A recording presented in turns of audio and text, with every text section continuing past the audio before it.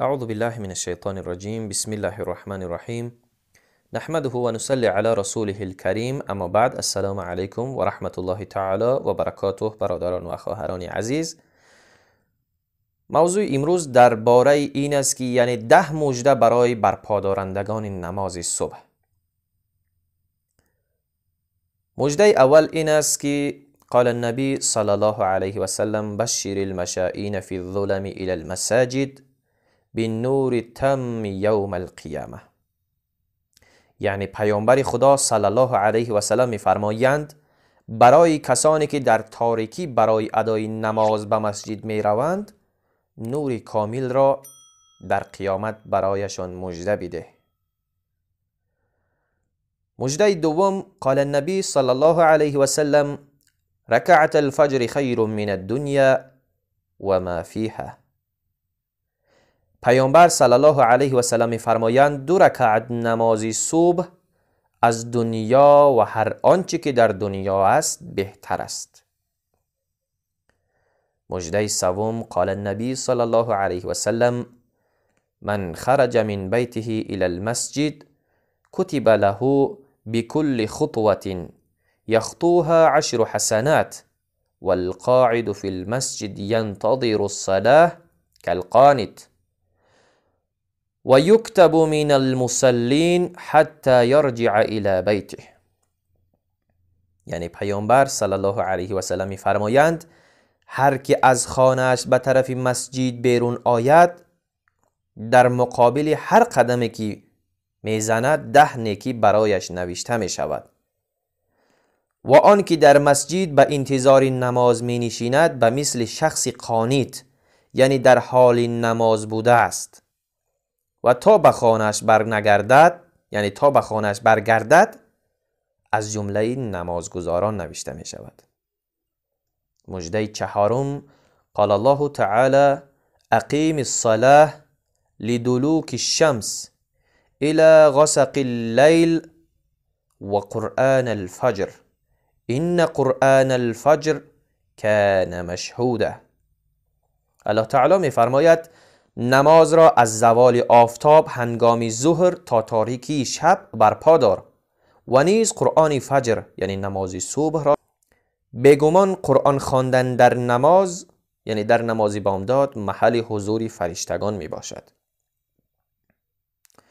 مژده پنجم، قال رسول الله صلی الله علیه و سلم: لن یلج النار احد صلى قبل طلوع الشمس و قبل غروبها یعنی الفجر و العصر.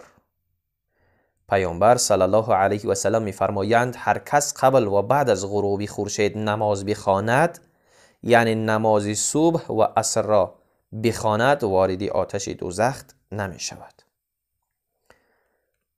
مژده ششم، قال النبی صلی الله علیه و سلم: من صلى العشاء في جماعة فكأنما قام نصف الليل و من صلى الصبح في جماعة فكأنما صلى الليل كله.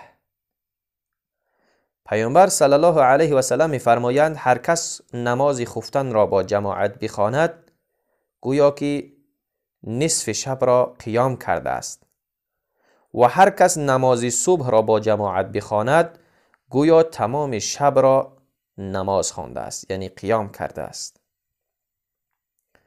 مژده هفتم، قال النبی صلی الله علیه و سلم: من صلى البردین دخل الجنه. پیامبر صلی الله علیه و سلم می‌فرمایند هر کس 2 نماز وقت سردی یعنی عصر و صبح را بخواند، وارد بهشت می شود.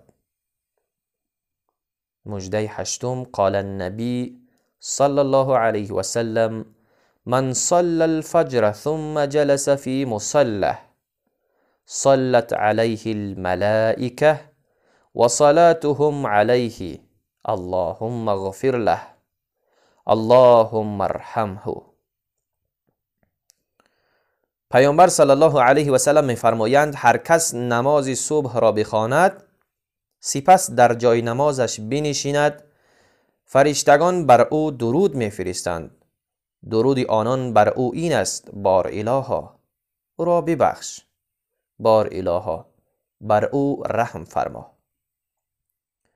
مجده نهم قال النبي صلى الله عليه وسلم من صلى الغداء في جماعة ثم قعد يذكر الله حتى تطلع الشمس ثم صلى ركعتين كانت له كأجر حجة وعمرة تامة.